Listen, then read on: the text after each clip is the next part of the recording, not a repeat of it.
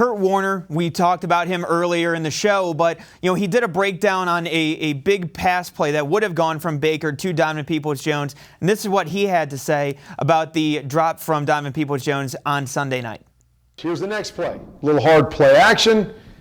Okay, we're going to run this play we call honk, where it's off of a corner, and then he stems and comes back this way. Now, a lot of people might come out and go, Baker, you had these two guys open right here. Yes, he does. But this is what this play is designed for, to get an overplay by the free safety and hit the chunk play back down the middle of the field. He gets out there, he flips his feet, dime, right on the money, 10-yard line. We are set up not only to get points, but set up to score a touchdown. Okay, we'll look at it from the other view, just so you see the kind of throw it was. Sets up, guy in his face, flips his feet, boom, drops a dime. Should be caught every single time in the NFL, drops the ball on the 10-yard line, and we get no points on that particular play. And now, Ashley, looking at that play, not just that play in general, but also taking a look at some of the criticisms for Baker Mayfield as well.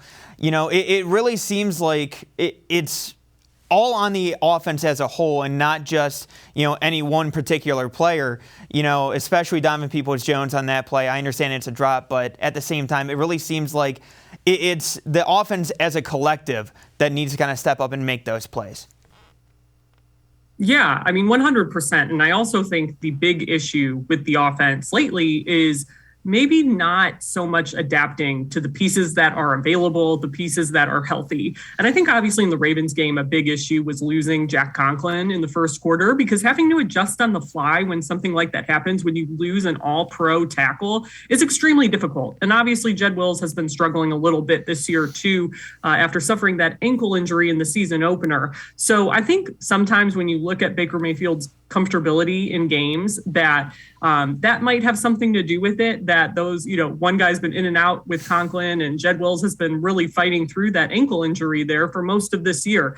So I think that's part of it. I do think, a catch like that, if it hits you in the hands, it has to be a catch, right? Like that's pretty much universal in the NFL. But I think it's not like the receivers are constantly dropping passes, and that's the main issue for some of Baker Mayfield's numbers. It's not like he's missing all of these throws. There are some drops in there, even though we've seen him have a tendency to sail some of these throws this year. But I think all around, the adaptability or the lack of adaptability and how opposing defenses are playing them has been really key in this rough stretch of about 5, 6, 7 games here.